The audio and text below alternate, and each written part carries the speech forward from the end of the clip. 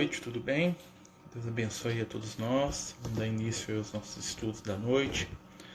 Que Jesus e a espiritualidade amiga possam nos ajudar aí na caminhada, no movimento aí do bem, para que a gente possa sintonizar aí com os amigos espirituais. Hoje o nosso tema de estudo é mediunidade, como a gente tem sempre feito nas quartas-feiras, Hoje o nosso estudo de mediunidade. E hoje nós vamos falar um pouquinho sobre a mediunidade nas crianças, como é que a gente vai lidar com a mediunidade nas crianças, os compromissos e as responsabilidades da missão dos médiuns. Então a gente vai tentar entrar um pouquinho nesse tema aí, com a ajuda de todos, pedindo aí a Jesus que nos abençoe e nos ilumine.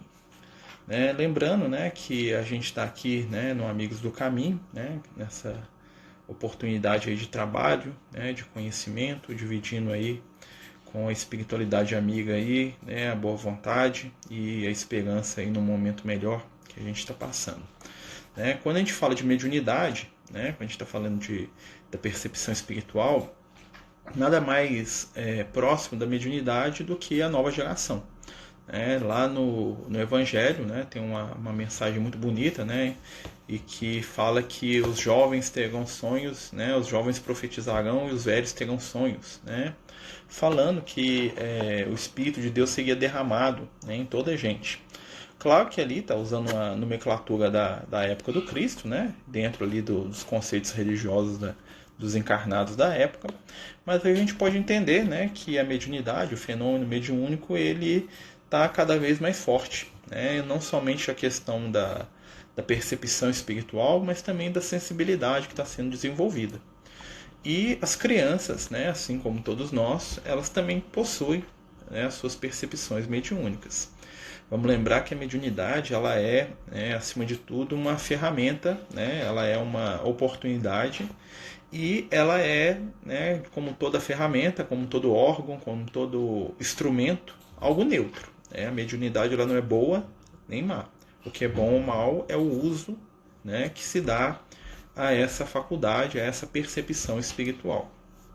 E o que acontece? Muitas crianças já em ter idade desenvolvem os fenômenos mediúnicos. Lá na Bíblia, se a gente for estudar, vocês vão ver a história muito famosa do profeta Samuel, que quando criança era acordado durante a noite por uma voz que o chamava pelo nome, e ele, que morava no templo, ele morava no templo do rei Salomão, o templo anterior ao rei Salomão até, aliás, ele morava no primeiro templo de Israel. E o que acontece? Ele dormindo durante a noite, ele se levanta e vai até o sacerdote, que chamava-se Eli, e pergunta se o sacerdote estava chamando por ele. Aqui o sacerdote fala, não estou chamando não. E muitas vezes o Samuel acorda durante a noite, ele que ia se tornar um dos maiores profetas do povo de Israel e um dos maiores instrutores de médiuns daquela época. Isso quase 1800 anos antes de Cristo, E ele fala, e ele descobre que ele está percebendo as vozes de Deus, como os tradutores falavam, as vozes dos Elohim. Os Elohim eram uma coletividade espiritual que protegia o reino de Israel. Então os Elohim, ou os veladores, era o nome que eles davam para os espíritos entre aquele povo. E ali nós vamos ver que o fenômeno da mediunidade nas crianças é bem comum. Nós vamos observar isso em outras situações, não só na Bíblia, no Evangelho, em casos aí, nós temos casos muito famosos aí, a história do Divaldo Franco, a história do próprio Chico Xavier, que conversava, que percebia, que via os espíritos desde criança, Tem um outro companheiro, o Raul Teixeira, que fala muito sobre isso, ele conta que ele na casa da mãe dele via, os espíritos subindo e descendo, e ela falava assim que era para ele não se preocupar com aquilo, Então assim, a percepção mediúnica das crianças ela é mais produtiva e mais densa do que a gente imagina. O que acontece muitas vezes é que a família está despreparada para lidar com essa situação. Muitas vezes, o pai ou a mãe ou aquele que são os tutores da criança ou levam isso para o campo da fantasia, acham que o menino está alucinando, está fantasiando, os famosos amigos imaginários, que são muito comuns, nada mais são do que percepções. Ou então que o menino é dotado de poderes especiais e tentam de alguma forma ter algum benefício com aquilo. Né? Infelizmente, quando você descobre uma criança que tem uma mediunidade mais aflorada, né, e se a família não tem um certo preparo para lidar com isso, né, infelizmente um desses dois extremos costuma acontecer. Ou a criança é, né, tratada como alguém que está, né, meio biruta, meio, né, imaginativa demais, ou ela é tratada como alguém que vai render algum tipo de privilégio para aquela família. Então, assim, o que a gente sabe, né, da mediunidade nas crianças é o seguinte. Primeiro, né, toda criança, principalmente as mais novas, né, tem uma certa percepção espiritual. Tá? E essa percepção ela tende a diminuir com o tempo. Né? Então, uma criança de 2, 3 anos de idade ela vai ter uma percepção muito maior do que uma criança de 5 anos, por exemplo. Né? E, em determinado momento, essa percepção tende a desaparecer totalmente. Por quê? Porque enquanto ela vai tomando posse ali do corpo físico, a atenção, né, as percepções dela ficam voltadas aqui para a realidade material e, naturalmente, as percepções espirituais vão sendo deixadas de lado. Quando a criança tem uma percepção mais patente, né, como são casos de crianças que vêm, que conversam com os espíritos, ou que são perseguidas por entidades, né, é muito comum relatos de crianças que veem criaturas monstruosas, veem seres que se apresentam a elas durante a noite e brigam, e xingam, e agridem, né, e são casos bem difíceis, né, de se lidar. Esses casos aí nós já vamos ver que já é um tipo de fenômeno mediúnico. Né? Os amigos invisíveis e a indício de mediunidade pode ser. Né? Existe também a possibilidade de ser mesmo a fantasia da criança. Não é incomum também que seja fantasia. Diante do fenômeno mediúnico de uma criança, a gente tem que lembrar sempre o seguinte. Né? Nem valorizar e nem reprimir. Né? Então a criança chega até a gente e fala assim, olha, eu vi isso, vi um espírito, vi a vovó, né? Vi o papai, vi o tio fulano de tal, vi um homem aqui, uma moça. Né? O que a gente vai fazer com a criança? Nós vamos escutar o que ela tem para dizer. Né? Não incentivando, ou seja, ela terminou aquele relato, nós escutamos, demos a atenção que ela precisa, né? Falar, olha, se acontecer de novo você fala comigo e muda de assunto. Né? Nem vamos tratar a criança com rispidez, porque vai evitar que ela relate isso para a gente em outra situação, mas também não vamos ficar estimulando aquilo, porque ela pode começar a fantasiar em cima daquilo, perceber que aquilo ali gera um ganho afetivo para ela, né? Porque quando ela fala que ela viu o espírito, a casa toda para. Né? A gente tem uma história aí de um rapazinho que a gente conhece, né? Que ele chegou lá na casa espírita, e ele era meio que o oráculo da família. Então a família dele estava toda maravilhada com ele, os tios, a mãe, né? Ele foi com a tia.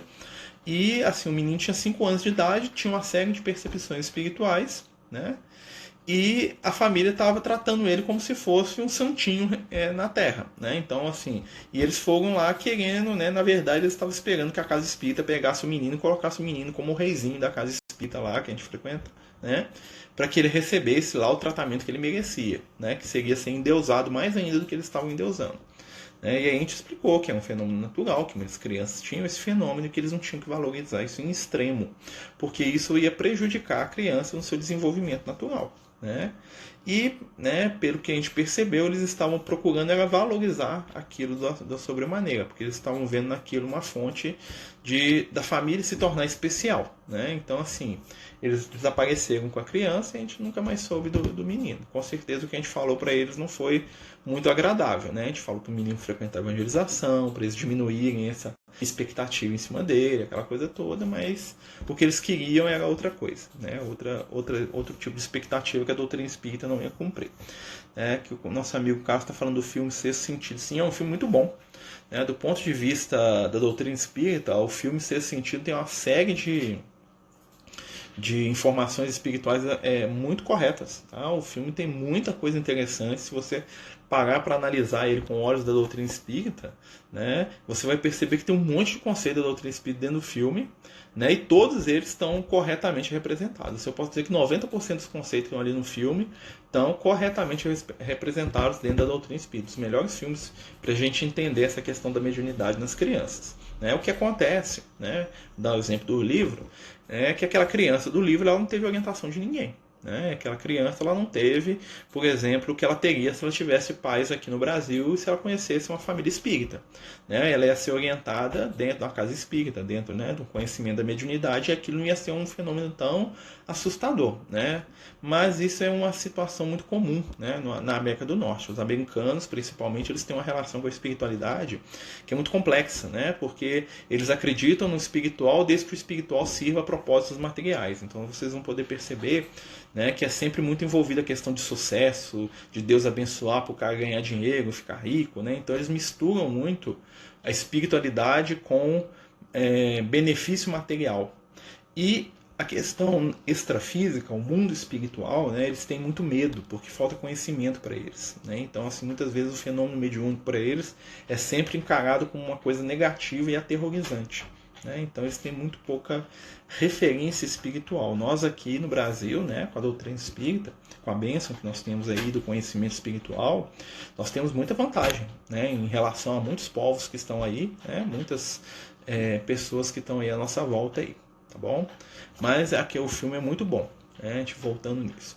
Mas o que acontece, né? Então nós vamos lidar lá com uma criança que possui mediunidade. Então nós temos que imaginar o seguinte: se essa criança possui uma mediunidade que é um fenômeno constante, né, que participa da vida dela, e se essa criança ela está ao nosso cuidado, né, nós precisamos de ter uma observação espiritual e especial sobre ela, né? Então a gente tem que prestar atenção muito nisso. Deixa eu só abrir minha porta aqui, que tem um gatinho batendo na porta aqui querendo entrar. Pode entrar. Aí, ó. Deixar ela do lado de fora, né? Deixar ela do lado de fora, né? Vem cá. Nossa, só dá um oi pro pessoal aqui, ó. Olá. Olá. Essa aqui é a Miauzinha, nossa Artemis, né? Nossa vovó gatinha, né? Boa noite. Vai lá, vai deitar na cama. Ela bate na porta quando eu fecho a porta e deixo ela do lado de fora. Ai. O quarto é dela, né? Mas vamos voltar aqui, né? Então, quando uma criança ela reencarna com a proposta da mediunidade, né, com a questão da mediunidade a ser desenvolvida, nós temos que pensar em algumas coisas. Primeiro, né, qual que é o compromisso dela com a mediunidade? Segundo, qual que é o nosso compromisso, né, diante dela em função da mediunidade? E aí nós vamos ver as situações que nós estamos falando. Primeiro, né, a situação de famílias que despreparadas emocionalmente, né, ou em equilíbrio, para poder lidar com a mediunidade do filho, transformam o filho num espetáculo circense. Como nós também já contamos aqui outras vezes, de famílias que, assustadas com o fenômeno mediúnico, também pedem para desligar aquilo da criança, como se fosse lá uma chave que você, né, virasse ali e o menino parasse de perceber o espiritual. E na verdade, né, o caminho do meio é sempre o melhor caminho, né? O caminho do meio, ou seja, né, nem o exagero, né, nem o desequilíbrio. Então, o caminho do meio, tratar aquela criança como um ser normal, dar a ela a oportunidade de entender o que está acontecendo com ela, né, e deixar que a vida dela siga o curso, né, sem valorizar demais e sem reprimir, né, a situação que está acontecendo com ela. E o que acontece? Muitos médiuns já trazem, né, desde a sua encarnação, o compromisso, né, do trabalho mediúnico, uma coisa que a gente fala aí, né, que é muito falado aí na doutrina espírita, tem que trabalhar, né, e muita gente confunde o ter que trabalhar, né, que se fala na mediunidade, com ter que trabalhar dentro da casa espírita como um médium de reunião fechada. São duas coisas muito diferentes, tá? Porque a mediunidade ela é muito mais do que sentar na mesinha, fechar os olhos e receber uma mensagem. A mediunidade é a nossa capacidade de sermos intermediários de algo, né, de algo que é transcendente, que transcende os nossos limites e os nossos potenciais, né? E na verdade a criança ela vai ser sempre médium, mas ela tem que ser instruída a ser médium das energias do amor, do bem. Por isso uma formação cristã, uma formação baseada nos ensinamentos de Jesus, né, num pai e numa mãe que busquem viver as virtudes, que busquem lidar com seus erros com tranquilidade, né, que buscam alicerçar sua vida no esforço de ser melhor. Isso vai ajudar a criança. Isso vai dar a ele o lastro que ele precisa para no futuro ser um bom instrumento do bem. Vamos lembrar, né, que a percepção mediúnica ela pode se manifestar de várias formas diferentes. Algumas pessoas vão ser médios da escrita, outros vão ser médios da visão, da audição, outros vão ser médios da palavra, né? Eles vão traduzir em palavras sentimentos, emoções, né? E o médium vai sempre ser um tradutor e um transmissor daquilo que reflete a sua intimidade, seja para ajuda ou seja para o desequilíbrio. Então, a pessoa que está ali escrevendo notícias falsas, comentários maliciosos, né, que está criando histórias que envolvam a mente do ser humano em perversões, ele é um médium das trevas. Ele é um instrumento da destruição. Ele é um médium também. Né? E muitas vezes a missão da mediunidade é a missão de ser intermediário. E todos nós podemos escolher do que nós vamos ser intermediários. E a criança, né, ela precisa da nossa orientação. E a melhor orientação que existe são os exemplos. Não a perfeição falsa, né, que engana, né, querer parecer bonzinho para todo mundo, não. O melhor exemplo que um pai e uma mãe pode dar para o seu filho é mostrar para ele que mesmo com as suas fragilidades, ele está tentando. Né? É reconhecer os seus erros diante da criança, muitas vezes, né, quando ela estiver participando daquilo, ou quando ela perceber, né, e mostrar para ela que a gente quer melhorar, né? Que a gente quer ser uma pessoa melhor, que a gente deseja, né, vencer, não criar comportamentos ilusórios. Né? Muitas pessoas acham que ser médium é fingir de bonzinho, ficar segurando a mãozinha assim, olhando com carinha de santo. Né? É jeito de falar. Né? Muitas vezes a religiosidade, a gente sabe quem está muito preso à religiosidade pelo vocabulário. É uma coisa que o Lucas fala com a gente. Muitas pessoas elas se prendem à superficialidade espiritual, ou seja, à religiosidade. É quando a pessoa muda de religião e começa a usar um monte de termo, vocabulário diferente, para poder mostrar para todo mundo que agora ele faz parte de um outro grupo. Né? E isso é religiosidade de superficialidade. A verdadeira religiosidade, né, ou a verdadeira espiritualidade, que é melhor ainda, é a transformação das nossas ações, pelo nosso desejo, né, de nos superar, de nos transformar. Né? Falando que alguns mandavam internar por desconhecer mediúnicos. Ainda acontece, né? Muita gente ainda é tratado como portador aí de fobias, né, e de transtornos psiquiátricos, né?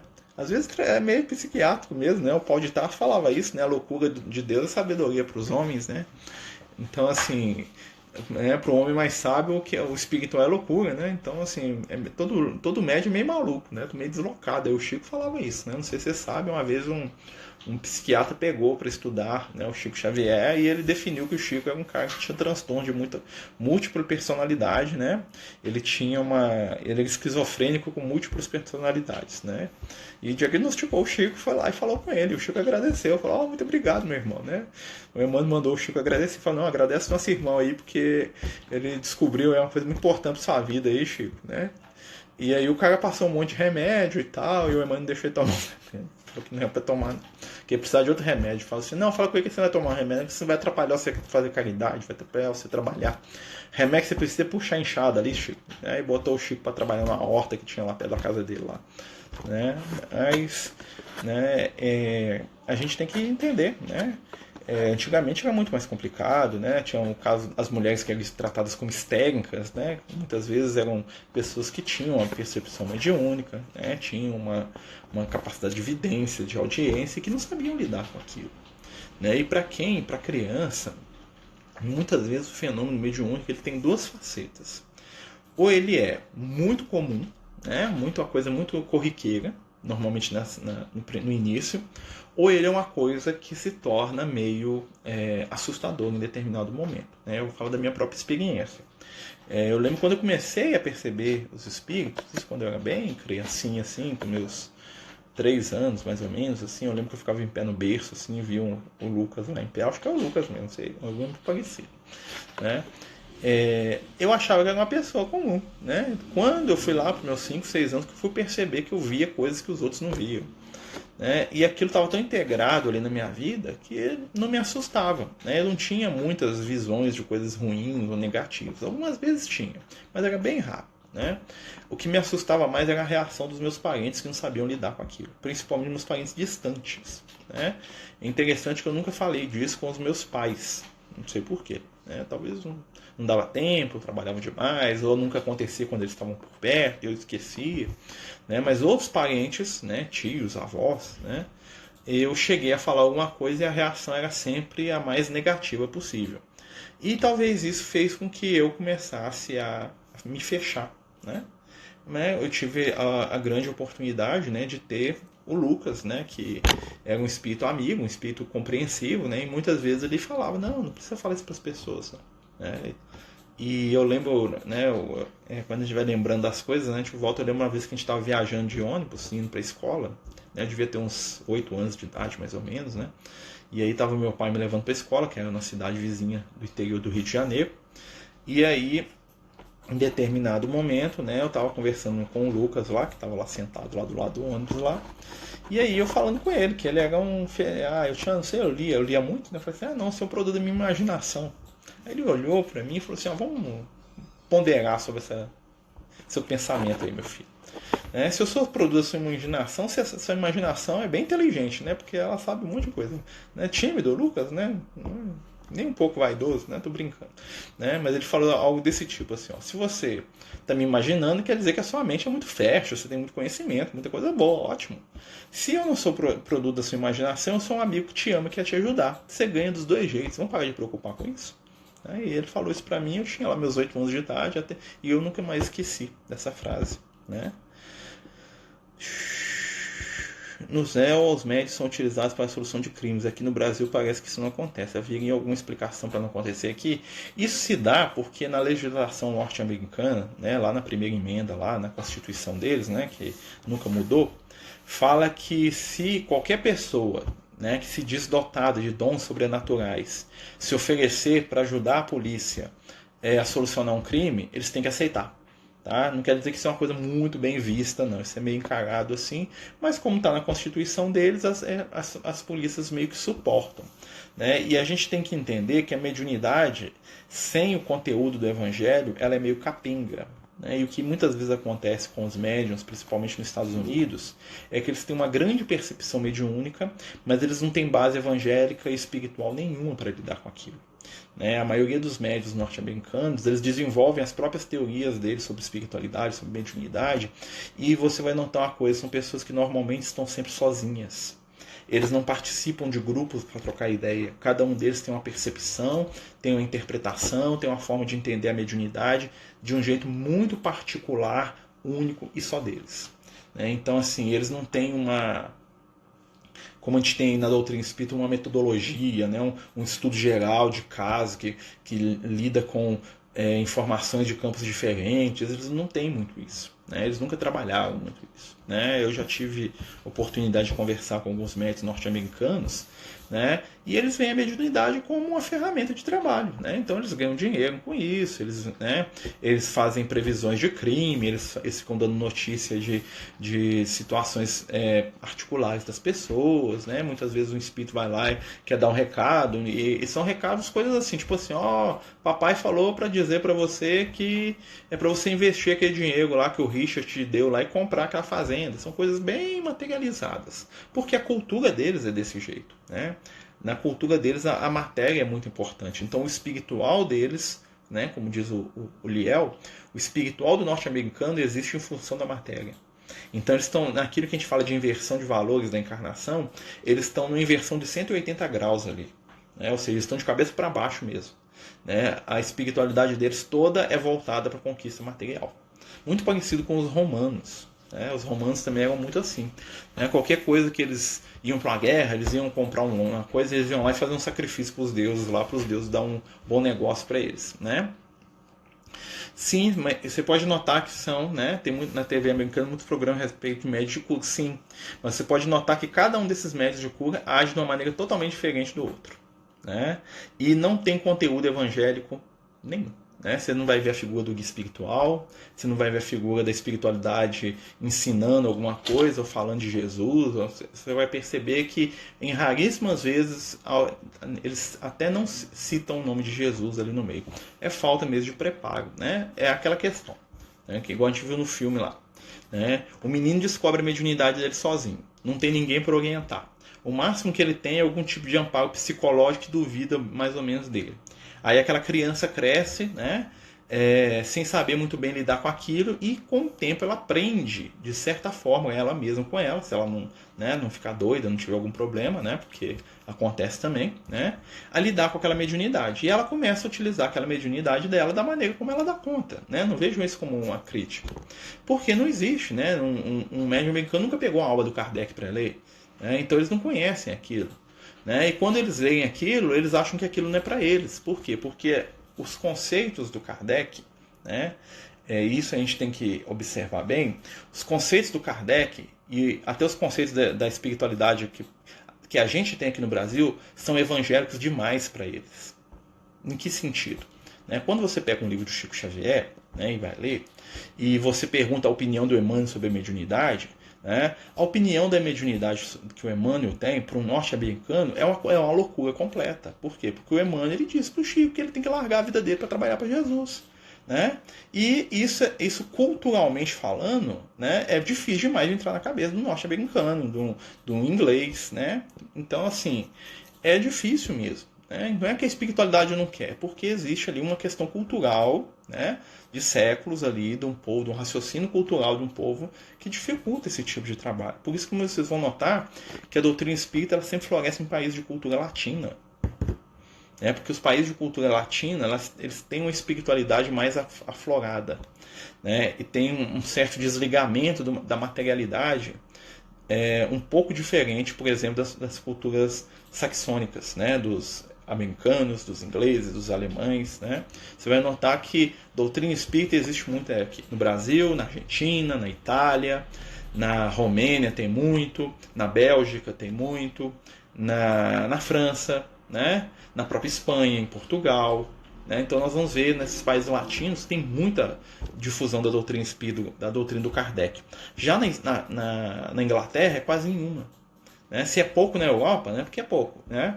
Na Alemanha é nada. Na Inglaterra é nada. Por quê? Porque bate de frente com a concepção de vida que eles têm.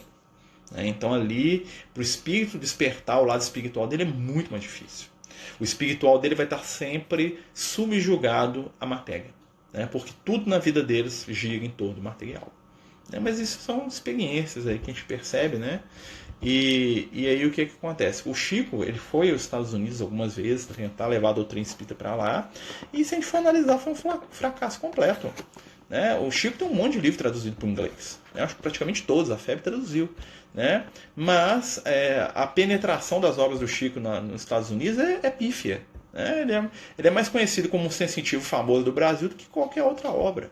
Né? Então, assim, a França tem muito menos do que deveria ter, né?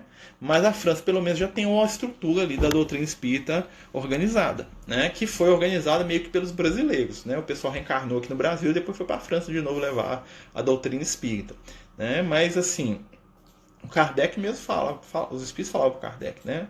Que a doutrina espírita não seria uma religião de alcance mundial, né? Mas os conceitos espíritas iam estar introjetados em várias religiões. Então, para o Kardec não preocupar com isso. Né?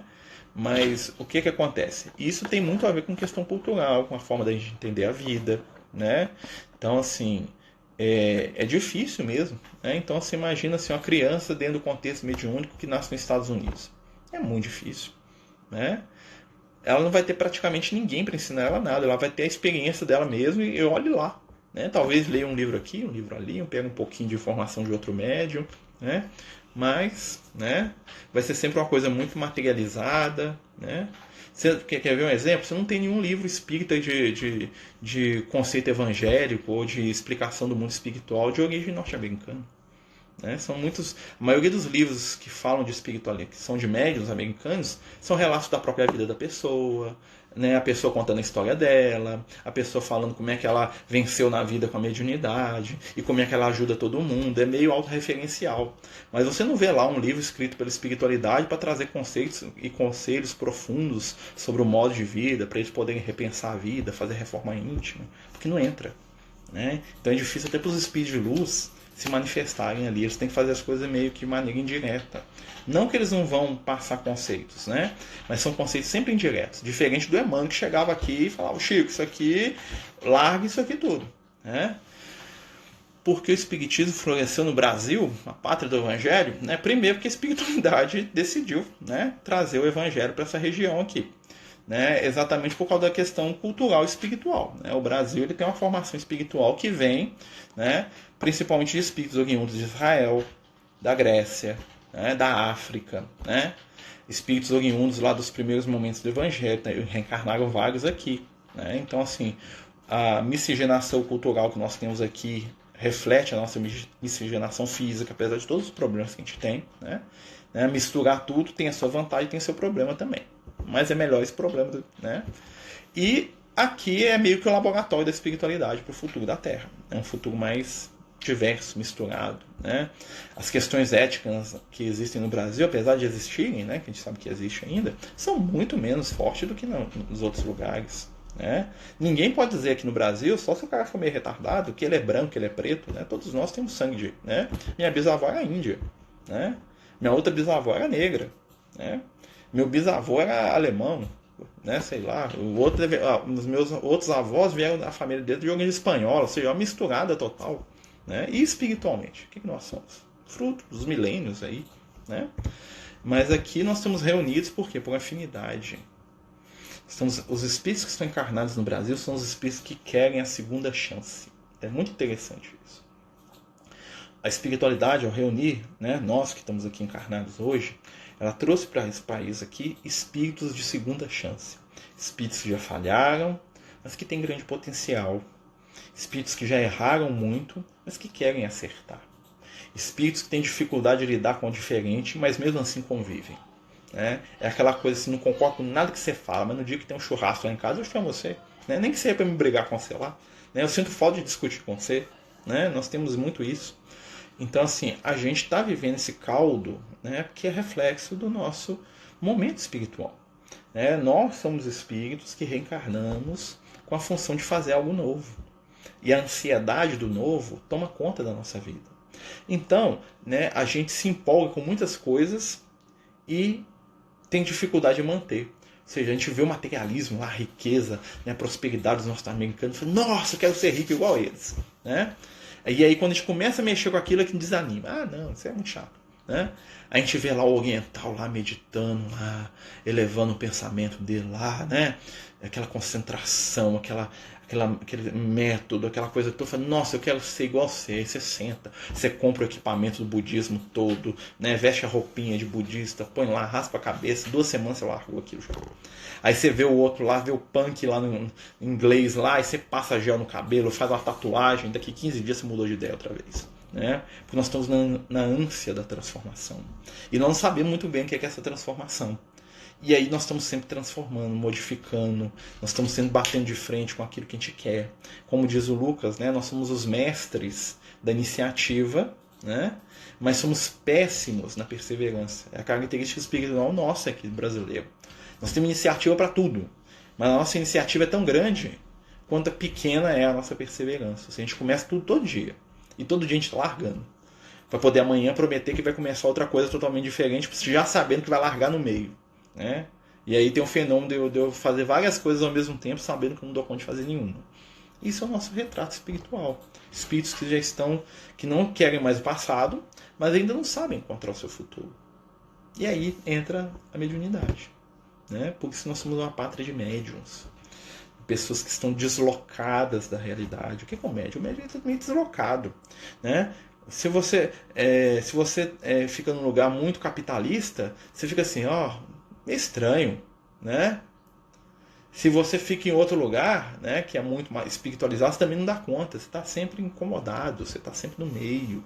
Né? O médium está sempre ali, ó, nesse deslocamento, né? Sempre buscando a se encontrar. E aí nós voltamos aqui para a questão da espiritualidade. Qual que é o objetivo da espiritualidade? Com mediunidade. Primeiro nos dá um lastro. Desculpa, balancei aqui. Nos dá um lastro, nos dá um sentido. Né? Por isso que Jesus falava, né, que ele era um caminho. Por isso que no Brasil a mediunidade está lastreada, ou seja, ela está direcionada pelo Evangelho. A mediunidade ela vai dar seus maiores frutos dentro dos corações que encontram a mensagem de Jesus. A mediunidade sem o Evangelho é uma ferramenta sem sentido. Ela serve para um monte de coisa, né? A mediunidade com Jesus, não. A mediunidade, quando você lastreia ela nos ensinamentos do Cristo, ela se torna, como diz um amigo espiritual, uma árvore frondosa, que vai deitar ramos e frutos para todos os lados. Lembra que uma vez o Espírito falou isso? É lá da casa que espírita que a gente participa. Então, o que acontece? O médium que está sintonizado com Cristo, ele vai ter, né, a força para poder continuar no bom caminho, para poder não se enganar. Porque a doutrina espírita, ela nos ensina muito, né? E uma das coisas que pode acontecer é o médium se perder na vaidade, achar que sabe tudo, achar que a percepção dele é a única forma de ver a vida. E assim, alguns companheiros médios que eu conheço, americanos, eles têm esse problema. Eles só entendem o universo pelas percepções deles. E muitas vezes você, né, eu já tive a oportunidade de conversar com alguns, e muitas vezes você fala uma coisa que não é da crença deles, e eles meio que desdenham de você. Tipo, você sabe nada, não, porque eu já vi, eu sei tudo. Né? A pessoa acha que sabe tudo. Né? Então isso é muito perigoso, porque nenhum de nós sabe tudo. Ninguém sabe tudo, só o Cristo. E aí quando Jesus se propõe a ser o nosso caminho, ele nos dá o quê? Um roteiro seguro para trabalhar a nossa mediunidade, que é o roteiro que nós vamos colocar nessas crianças. A evangelização infantil, o laço moral do evangelho, a prática do bem, da caridade, o desprendimento, o de graça receber, de graça dar. Né? São valores espirituais que nós estamos aprendendo para a gente e que nós estamos demonstrando para os nossos filhos. Sobre mediunidade e responsabilidade. Frase do nosso amigo Allan que falando. Se não aproveitar, a mediunidade será punido pela perda ou perversão da faculdade que lhe foi outorgada. Neste caso, se aproveitam os maus espíritos para obsidiar e enganarem, sem prejuízo das aflições reais com que Deus castiga os servidores indignos e corações que o orgulho e o egoísmo, né, endureceram. Claro que a gente tem que fazer uma licença poética aí no que o Kardec, né, os espíritos escrevem para Kardec, né? Porque, primeiro, Deus não castiga ninguém. Tá? Quem castiga a gente é a gente mesmo. Né? Quando os espíritos estão falando isso, estão falando uma linguagem que o Kardec podia entender na época. Né? Nós temos que lembrar sempre disso. Né? O que está acontecendo? Quando eu entro em estado de desequilíbrio, né, quando eu obro mal, vamos dizer assim, na linguagem evangélica, eu já me coloco numa vibração em que eu vou estar sendo, né, suscetível, ou seja, eu vou estar aberto à influência dos espíritos inferiores. E quando esses espíritos me influenciam, as consequências dessa influência vão ser essas que o Kardec colocou aqui pra gente. Né? Não é Deus que desce do céu e fala, vou castigar o Marcelo. E sim, né, as minhas ações e escolhas que vão me colocar em contato com espíritos inferiores, que vão ser atraídos pelos meus gostos, pelos meus desejos, e que vão, né, fazer da minha vida o reflexo da vida deles. Né? O espírito desequilibrado, né, tirando os espíritos obsessores que querem destruir as vidas das pessoas, na verdade, o maior processo obsessivo que eles fazem com a gente é nos transformar em outro igual a ele. Então, o que acontece? Chega um espírito desequilibrado, um alcoólatra, né, transadando, né, como diz o André Luiz, né, jogando fora ali odores de cachaça, de bebida, parecendo um espírito mendigo, todo desgrenhado, desencarnado, e ele começa a me acompanhar. Aos poucos, né, enquanto eu estou ali dividindo com ele, através da mediunidade, a bebida, o vício, né, eu vou me aproximando dele, no sentido que eu vou começar a ter os hábitos de higiene dele, eu vou começar a ter uma aparência próxima da dele, vou parar de tomar banho, de cortar o cabelo, deixar a barba crescer até virar um profeta do Antigo Testamento, né? Se bem que eles cuidavam da barba melhor do que a gente, né? E eu vou me tornar um reflexo da destruição física que o espírito desencarnado é. A tal ponto que às vezes você vê, né, pessoas que estão totalmente degradadas fisicamente, você vê os obsessores, eles são igualzinhos. Você não sabe quem que começou a cair primeiro. Eu lembro da história, né, que eu vi na televisão de uma médica aí de São Paulo, né, que tinha se viciado em crack. E aí mostrou ela na Cracolândia. Você olhava para ela, ela estava com a semblante, a aparência total do típico mendigo, né? Do típico viciado, aquela pessoa totalmente fisicamente, totalmente destruída, né? E aí ela mostrou a foto dela quando ela fez faculdade, uma moça lindíssima. Você olhava assim, você fala, não tem como essa pessoa ser a mesma. Os dentes todos caíram, né? Que cai por causa do crack, né? Né? Aquele corpo seco, né? Um olhar triste, fundo, né? E o que acontecia? Né? Os obsessores que estavam com ela eram igualzinhos. Ou seja, ela estava se transformando em outra igual a eles. E aí, o que acontece? Quando ela está desencarnada daquele jeito, ela vai fazer isso com o outro, que vai virar outro igual. Né? Tem uma analogia muito grande, né? Quem gosta de filme de fantasia, vê o último filme do Senhor dos Anéis, quando mostra a história do Gollum. O Gollum é o personagem trágico do livro, né? Que o Tolkien coloca lá para ser uma demonstração do que a ganância faz com a gente. Né? Tem lá o anel, né? O anel é a representação da ganância. Né? E a ganância, ela seduz, né? Com um falso poder.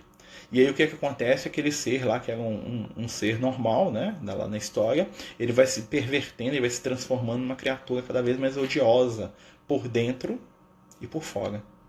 Aquilo ali é o processo obsessivo. Né? Aquilo ali, o Tolkien foi médium. Eu gosto muito do Tolkien. O cara que eu quero encontrar no espiritual um dia é o Tolkien. Já li os livros dele tudo. Né? Então, assim, ali nós temos a materialização do que é um processo obsessivo. Né? Por causa do anel, que é o instrumento da obsessão ali, né? O foco obsessivo, ele se tornou o quê? Algo que ele mesmo detestava, porque ele se odiava. Né? Ele tem uns diálogos no livro, no filme não sei se tem tanto, não lembro, mas no livro, que é dessa grossura assim, né? Tem altos diálogos dele com ele mesmo. Né? Ele se amava e se odiava ao mesmo tempo pelo que ele tinha sido tornado. É um trem muito profundo. Né? Tudo a ver com a questão mediúnica. Né? Você tem que ter olhos de ver. Né? Sabemos que o progresso moral ajuda a desenvolver a mediunidade. O avanço intelectual por questões espirituais pode ajudar também, com certeza. Né? Todo aprendizado se torna instrumento. Todo conhecimento é ferramenta de elevação. Tudo que a gente aprende, tudo que a gente conquista, tudo que a gente junta na nossa caminhada vão se tornar fatores de crescimento espiritual. Inclusive os nossos enganos. Né? Inclusive aquilo que a gente erra. Porque aí o médium que não erra é o médium que não aprende. O médium que não se vê capaz de compreender mal é um médium que nunca vai sair do campo da própria vaidade, porque ele vai estar iludido. Né? E a pior coisa para os médiums iniciantes, né, é achar que sabem tudo. É uma coisa que o Lucas sempre falou comigo, assim, ninguém sabe tudo. As pessoas têm visões diversas, têm percepções diversas, têm entendimentos diversos, têm visões de vida diversas. Né? Olá, amiga, tudo bem? Bem-vinda, minha amiga. Então, gente, só para a gente concluir aqui, né? Queria dizer aos amigos aqui que estão chegando, os que estão indo, né? Só estou olhando a hora aqui para a gente poder... nós estamos vivendo um momento de transformação. Né? Uma coisa que... Estava até conversando com a companheira, com a amiga, né? Ela vai entender quando eu falar aqui, né? E a gente estava pedindo orientação para os amigos espirituais sobre esse momento que a gente está passando, né? Que é um momento que está acendendo na gente muitas dúvidas, né? Muitas situações, muita mudança. E os amigos espirituais, né? O Lucas está falando o seguinte: olha, o momento que vocês estão vivendo hoje é uma bênção. É um momento em que vocês estão sacudindo o jugo. O que é o jugo? O jugo é a coleira, é aquilo que nos prende. Assim, olha, vocês vão sair dessa situação, né, mais sábios. Porque é uma hora de rever valores, rever relações, rever situações. Né? Vamos lembrar que todos nós estamos conectados, todos nós temos os nossos focos de amor, né? Todos nós temos aqueles que vêm caminhando conosco há muito tempo. E agora é o momento da gente avaliar as nossas escolhas aqui na vida. Por que nós estamos aqui? Qual é o nosso objetivo na vida? O que nós temos construído, né, na nossa caminhada enquanto seres humanos, enquanto pessoas, enquanto espíritos eternos? Está na hora de a gente abrir os nossos olhos para as nossas reais posições na imortalidade. Nós estamos aqui hoje, né, em um momento, uma vida que passa muito rápido. Vamos evitar o sofrimento. Vamos evitar fazer o outro sofrer. Vamos evitar, né, de esperar que o outro seja aquilo que a gente quer. E vamos evitar também de querer parecer aquilo que o outro espera de nós. Vamos trabalhar a nossa simplicidade. Vamos descobrir, né, os nossos pontos positivos. Vamos elevar o nosso coração e a nossa mente à altura dos nossos sonhos. Mas lembrando sempre, né, que tudo que existe nessa vida tem começo, meio e fim. Existem situações hoje na nossa vida que estão apenas começando. Existem outras que estão a termo, estão acabando. Existem situações que estão se transformando. Mas nem todo fim é separação, né? O fim, muitas vezes, é mudança, é renascimento, é renovar, né? Como a fênix, né, que nasce da própria cinza. É um mito que eu acho fantástico, né? Um mito egípcio. Eu gosto muito do Egito, né? Então a fênix, ela renasce. Então está na hora de a gente renascer, de a gente se reconstruir. E ela renasce das próprias cinzas. Ou seja, da aparente derrota, da aparente perda, da aparente morte, né, estão os recursos para o nosso recomeço. Então as crianças, o que são as crianças se não recomeços? O que é o meu filho, né, as pessoas que eu amo que estão aqui comigo, as crianças que eu tenho na minha casa, do que espíritos que estão reiniciando a sua caminhada? Não são como fênix. Eles estão reiniciando. Então está na hora de a gente aprender com eles, porque a gente pode reiniciar todos os dias, a gente pode reencarnar de novo na própria encarnação. Não é a analogia do batismo que os católicos gostam tanto, dos evangélicos gostam tanto, no renascimento íntimo. Às vezes a gente não precisa reencarnar para renascer, não. Então, esses momentos que a gente está passando, que a gente está questionando muitas coisas na nossa vida, são bons, porque nos estão fazendo crescer. Quem não está pronto para se questionar, não está pronto para evoluir. E muitas vezes a dor, como diria o Francisco de Assis, a irmã dor, ela bate na nossa porta e ela vem passando os dias com a gente. E às vezes você olha, ela está com uma mala desse tamanho e fala, nossa, ela vai ficar aqui há muito tempo. E ela fica um bom tempo com a gente, quando a gente não está disposto a se transformar, a entender, a modificar. E a mediunidade é, nesse momento, ferramenta de consolo. Porque os amigos espirituais estão lembrando a gente que nós somos eternos, que nós não estamos sozinhos, que acima de tudo nós temos potenciais maravilhosos para o bem e para a luz, que a reconstrução do nosso mundo já começou e que quem vai reconstruir esse mundo para se tornar essa terra aqui um verdadeiro paraíso somos nós. Não chegou o momento de a gente ir embora do mundo, chegou o momento de a gente transformar o mundo para que ele reflita, o coração amoroso daquele que o criou. Vai chegar o dia que a terra será o reflexo do coração de Jesus em todos os aspectos. Hoje ela é, quando você olha para o céu, quando você olha para o mar, você vai ver o reflexo de Jesus naquilo ali.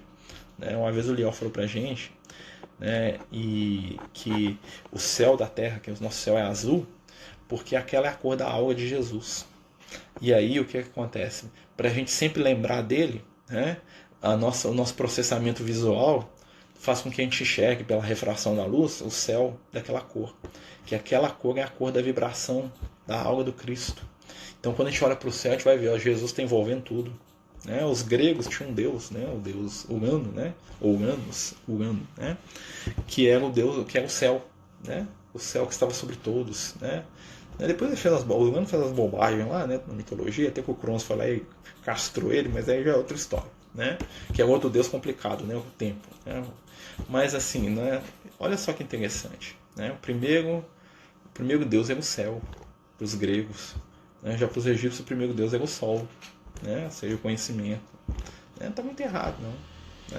É a forma de entender, de sentir, de perceber.